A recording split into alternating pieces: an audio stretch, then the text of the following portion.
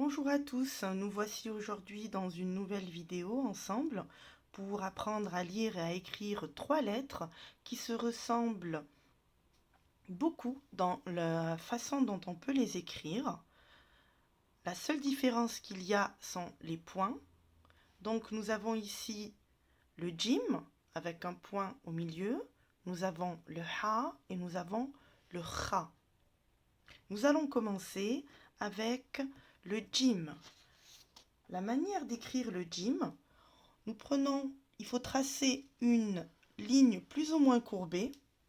C'est comme si c'était un point d'interrogation en biais. Et puis on y rajoute un demi-cercle et le point. On utilise toujours les 3 harakat que l'on a déjà vus, la fatha, et ça nous donne ici le son ja. Ja. On va retracer la même lettre, voyez, et vous rajoutez un demi-cercle et encore le point. Et ici, ça va me donner, avec la dhamma, ça va me donner le son ju. On rajoute une 3e fois la lettre avec le point et en dessous, on va y mettre la ksra pour nous donner le son ji. Ja, ju, ji. Ja, ju, ji. Pour le ha, cela va être la même chose dans la manière de tracer la lettre. Une ligne courbée, comme si c'était un point d'interrogation, vous voyez, sans le point. Ensuite, on rajoute un demi-cercle. Et avec la fatha, ça nous donne le ha. On le réécrit. Mon petit point d'interrogation en biais. Et mon demi-cercle. Et je mets la dhamma pour faire hu. Une 3e fois. Et ici, avec la ksra, cela va me donner hi.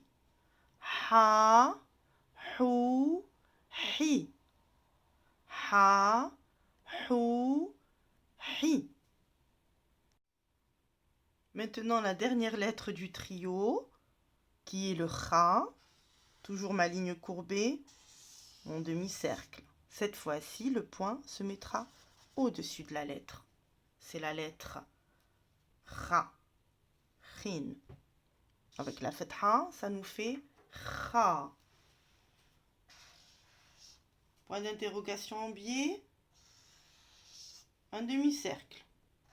Point d'interrogation en biais, un demi-cercle. Il ne faut surtout pas oublier le point, sinon ça nous donnera la lettre ha. Avec la fatha, nous avons kha. Avec la dhamma, nous avons khu. Et avec la ksra qui se trouve sous la lettre, nous avons khi. Kha, khu, khi. Kha, khu, khi. Nous allons faire maintenant le point sur ce que nous venons de voir, sur le trio des 3 lettres qui se ressemblent. Faire le point à la fin d'une vidéo, je trouve que c'est intéressant parce que je le pratique en classe et on revoit rapidement ce qu'on a vu. Ça permet de mémoriser assez rapidement. Donc la première lettre que l'on a vue est la lettre jim, le ja. Nous avons dit que ça peut s'écrire avec une sorte de point d'interrogation que l'on met en biais et on y rajoute un demi-cercle où on met un point. Avec la fatha, ça nous donne ja. Avec la dhamma, ça nous donne ju. Et l'aksra, ji. Ja, ju, ji. Ja, ju, ji. La deuxième lettre est la lettre ha, qui s'écrit exactement de la même manière. La ligne plus ou moins courbée plus un demi-cercle, mais cette fois-ci, il n'y a aucun point.